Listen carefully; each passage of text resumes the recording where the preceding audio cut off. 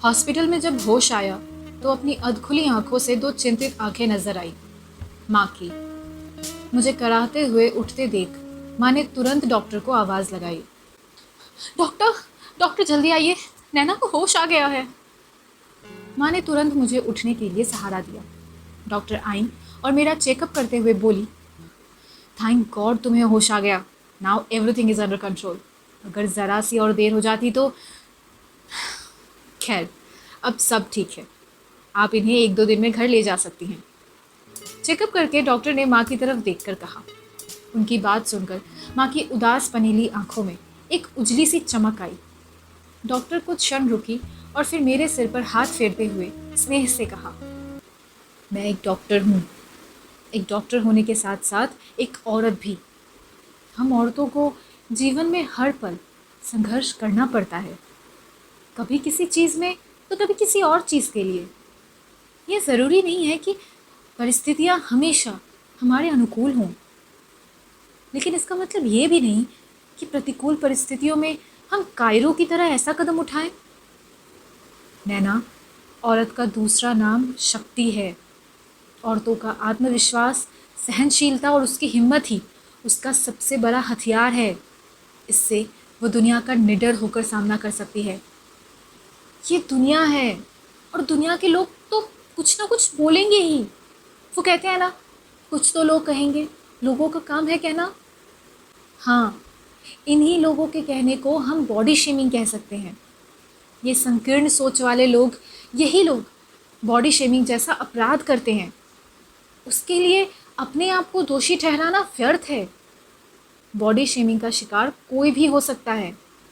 ईश्वर ने हम सभी के शरीर की संरचना अत्यंत खूबसूरत की है और इस शरीर से प्रेम करना ही हमारी ताकत है, जिसके सामने बॉडी शेमिंग के कोई मायने नहीं रहते। इसीलिए हमेशा एक बात याद रखना, कुछ तो लोग कहेंगे, लोगों का काम है कहना। It's your body. Love yourself and love your body. Love your life too. Okay, take care. एक ममत्व भरे अंदाज में कहकर वह चली गई।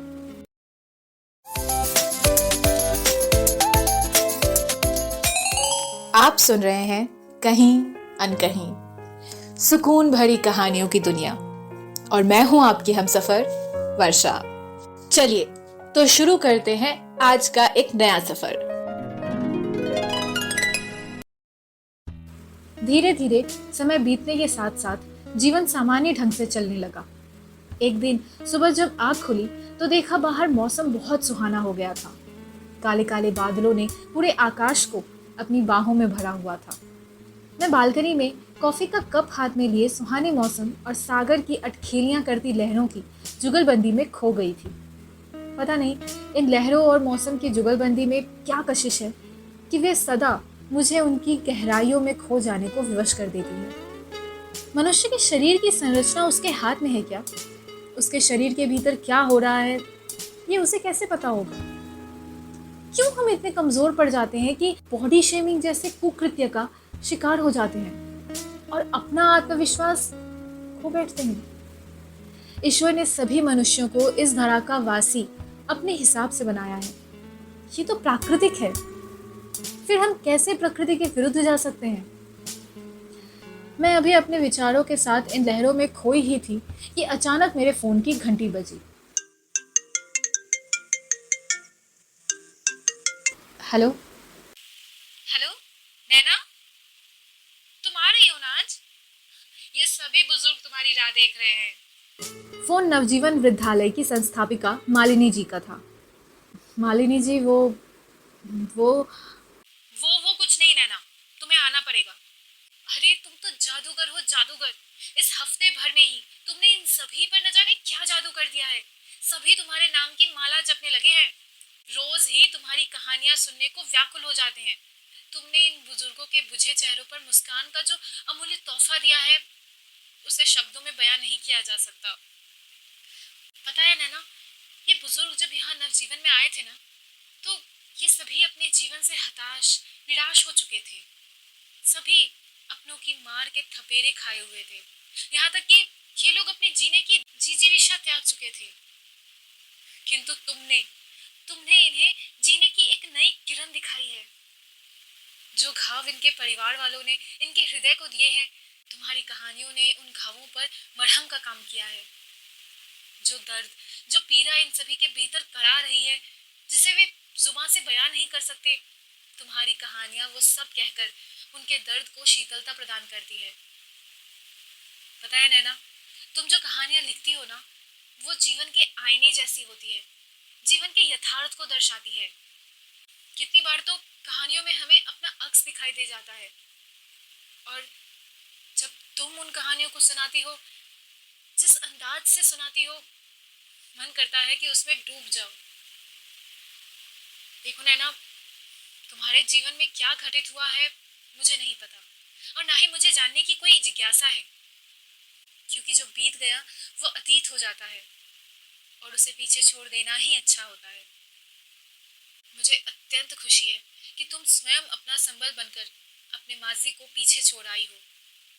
आगे जिंदगी अत्यंत खूबसूरत है नैना, अपने हौसलों की उड़ान को ऊंचा उड़ने दो। तुम्हें सिर्फ उन हौसलों को एक उन्मुक्त गगन देना है, और तुम देखना, एक दिन तुम सफल स्टोरी टेलर बनोगी। उनकी खुशियों से भरे चहकते स्वर में मिश्रित मेरी प्रशंसा मेरे होठों पर मुस्कान ले आई। हेलो नैना, तुम सुन रही हो ना? मेरी तरफ से कोई उत्तर ना पाकर मालिनी जी बोली। जी जी मालिनी जी, मैं सुन रही हूँ।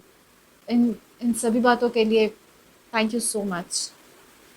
आज मेरी स्टूडियो में रिकॉर्डिंग भी नहीं है, तो मैं थोड़ी देर में आपके पास आ जाऊंगी। मैंने अपने चेहरे पर ओढ़ी उदासी को उतार कर कहा। मालिनी जी के फोन के बाद अपने भीतर एक नई ऊर्जा का संचार करते हुए मैंने फटाफट घर के सभी काम खत्म किए, और एक उजाले की नई ऊर्जा को ओढ़कर मैं नवजीवन वृद्धालय के लिए निकल पड़ी।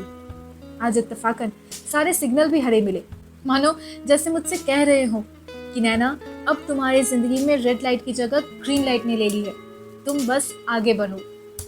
जैसे जैसे एक एक सिग्नल आंखों के आगे से निकल रहे थे, वैसे वैसे मेरे यानी नैना से नैना स्टोरी टेलर बनने तक का सफर भी आंखों के आगे से निकल रहा था। मैं नैना, नैना पाठक, गौरवर्ण, तीखे नैन नक्श, एक खरी छाया और लंबे घने केशों की स्वामिन थी। कॉलेज में हर विषय में मेरी अच्छी पकड़ होने के कारण मैं अपने सभी शिक्षकों की प्रिय थी। लेखन क्षेत्र में अत्यंत रुचि होने के कारण मैं कॉलेज के सभी नाटकों की पटकथा लिखने के साथ साथ बैक स्टेज पर उनका वर्णन करती। जब भी मैं कोई नाट्य पटकथा का वर्णन करती, सभी मंत्रमुग्ध बैठे रहते। कॉलेज के वार्षिकोत्सव के नाट्य मंचन के बाद सभी मेरी पटकथा और वर्णन शैली की प्रशंसा कर रहे थे कि अचानक किसी ने मेरे कान में कहा, ईश्वर ने आपके सौंदर्य के साथ साथ कला का भी अनुपम उपहार दिया है। कुछ तो बात है आप में और आपकी कला में, बहुत खूबसूरत। इससे पहले मैं संभल पाती वो कहकर चला गया, पर उसकी आवाज मेरे भीतर एक अजीब सी हलचल पैदा करके मेरे कानों में बस गई थी। शायद वो अपने शब्दों के साथ कुछ और भी मेरे कानों में और मेरे भीतर छोड़ गया था, पर वो कौन था मुझे नहीं पता। बस उसकी आवाज ही उसकी पहचान थी। दिन यूं ही बीत रहे थे। एक दिन मैं कॉलेज लाइब्रेरी में बैठी थी। अचानक, मैम, ये हिंदी साहित्य का सेक्शन कहाँ है? मुझे प्रेमचंद और अमृता प्रीतम का साहित्य संग्रह देखना था कि आवाज़ ने मेरा ध्यान खींचा। वही आवाज़ पुनः सुनी मैंने। मेरे कानों में वार्षिकोत्सव वाली आवाज़ गूंज गई। उत्सुकतावश मैंने मुड़कर देखा तो हमारे सेक्शन का वो नया लड़का खड़ा था, जिसके व्यक्तित्व पर हमारे सेक्शन की सभी लड़कियां मंत्रमुग्ध हो गई थी। मैं उसे देख ही रही थी कि वो आकर मेरे पास बैठ गया। उसे सामने देखते ही मैं वहीं चरवत हो गई। मेरे सोचने समझने की शक्ति शून्य हो गई थी और मेरे हृदय की धड़कन मानो कानों तक सुनाई दे रही थी। वो एकदम बिंदास आवाज में बोला, हाय, आई एम वरुण। हाय नैना। कंठ में अपने शब्दों को नियंत्रित करते हुए मैंने कहा, आप तो कमाल का लिखती हैं, और उससे ज्यादा कमाल आपकी आवाज और बोलने का अंदाज है। मैं भी हिंदी साहित्य में रुचि रखता हूँ। खासतौर पर मुझे कहानियां पढ़ने में अत्यंत रुचि है, जैसे अमृता प्रीतम की, प्रेमचंद की। वो अपने ही धुन में बोले जा रहा था, फिर कुछ क्षण रुका और रुककर बोला, अरे वाह, क्या जुगलबंदी है। आपको लिखने का शौक और मुझे पढ़ने का, यानी पढ़ाई लिखाई खूब जमेगी हम दोनों की। आप रुकिए, हाँ मैं ज़रा अभी आया।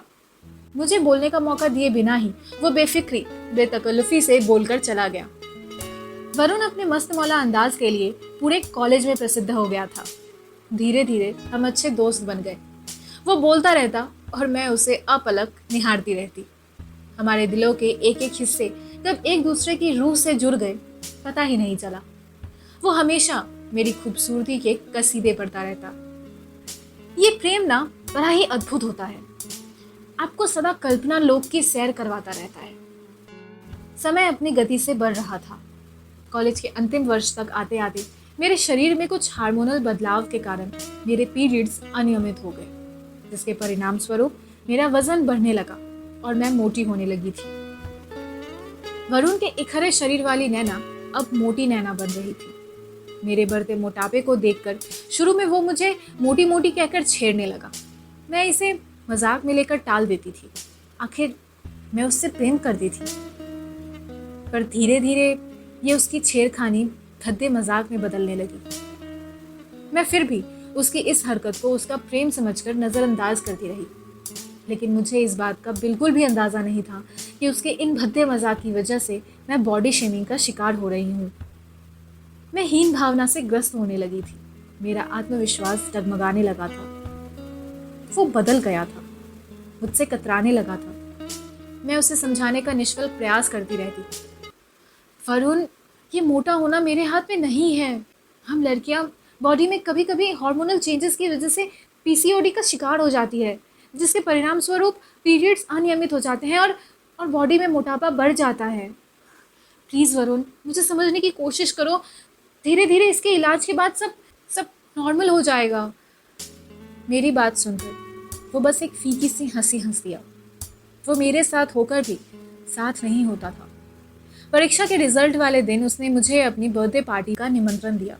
मैं खुशी से बावरी हो गई थी। उसकी मनपसंद वन पीस ड्रेस पहनकर मैं पार्टी में गई। Happy birthday Varun. उसने मेरी तरफ देखा और उसकी आंखें क्रोध से लाल हो गई। वो एकदम से बोल पड़ा, तुम ये क्या पहन कर आई हो नैना? इसे पहनने से पहले अपने आप को, अपने मोटे शरीर को आईने में देख तो लेती। मोटे लोगों को ऐसी ड्रेस सूट नहीं करती। ये ड्रेस पहले वाली नैना को सूट करती, ना कि मोटी नैना को। पर तुम्हें तो ऐसी ड्रेस बहुत पसंद है। मैं तो तुम्हारे लिए, मेरे लिए कम ऑन, ग्रो अप नैना। वो सब कुछ तो कॉलेज में ही छूट गया था। हाँ, मुझे ऐसी ड्रेस पसंद है, पर मोटी लड़कियों पर नहीं। नैना, अब तुम मोटी हो चुकी हो, मोटी। इस सच को स्वीकारो। कहकर वह बेशर्मों की तरह हंसने लगा। सभी को अपनी तरफ हंसता देख अपमान के कारण मेरी आंखों से अविरल धारा बह निकली। इतने अपमान के बाद मेरी कुछ समझ में नहीं आ रहा था कि क्या करूं। वरुण, किसी की बॉडी का अपमान करने का तुम्हारा कोई हक नहीं बनता। ये मेरी बॉडी है and I love my body and I hate you. बस इतना कहकर मैं रोते रोते घर आ गई। पर इस घटना ने मेरे भीतर बॉडी शेमिंग की एक गहरी छाप छोड़ दी थी। मेरे कानों में बार बार मोटी मोटी शब्द गूंज रहे थे। मैं अपनी ही खोल में सिमटने लगी, अवसादग्रस्त होने लगी थी। और इसी अवसादग्रस्त में मैंने ऐसा कदम, दीदी वृद्धालय आ गया। ड्राइवर की आवाज़ से मैं अपने अतीत से बाहर आई। मालिनी जी के ऑफिस पहुंचते ही मेरे कदम छिटक गए। आओ नैना, वेलकम। इनसे मिलो, ये हैं मिस्टर वरुण। ये हमारे नवजीवन के सहयोगी हैं। मैंने इन्हें तुम्हारी स्टोरी टेलिंग के विषय में बताया था। ये अपने ऑडियो स्टेशन में तुम्हारी स्टोरी टेलिंग का एक शो रखना चाहते हैं। वरुण को देखकर बॉडी शेमिंग के चर्चे मुझे एक बार फिर से चुभने लगे। मेरा मस्तिष्क शून्य हो गया। मालिनी जी की बातें मेरे कानों से टकराकर वापस जा रही थी। क्या सोचने लगी नैना? मुझे चुप देखकर वे बोली, कहते हैं ना, शब्दों की भाषा से अधिक प्रबल आंखों की भाषा होती है। आंखें वो सब कुछ बोल देती है जो शब्द नहीं बोल पाते। मेरी आंखें और वरुण की झुकी आंखें देखकर मालिनी जी शायद सब समझ गई थी। यही सोच रही थी मालिनी जी कि एक मोटी लड़की कैसे इनके ऑडियो स्टेशन में शो करेगी। कहते हुए मेरी आंखें नम हो गई। मेरे हृदय से वर्षों पुराना बोझ उतर गया। एक बोझ रिक्त और सुकून भरे हृदय से चेहरे पर अपार खुशी लेकर मैं स्टोरी टेलिंग के लिए उन लोगों के पास चली गई जो मेरी राह देख रहे थे, जिन्हें मेरे मोटे होने से कोई फर्क नहीं पड़ता था।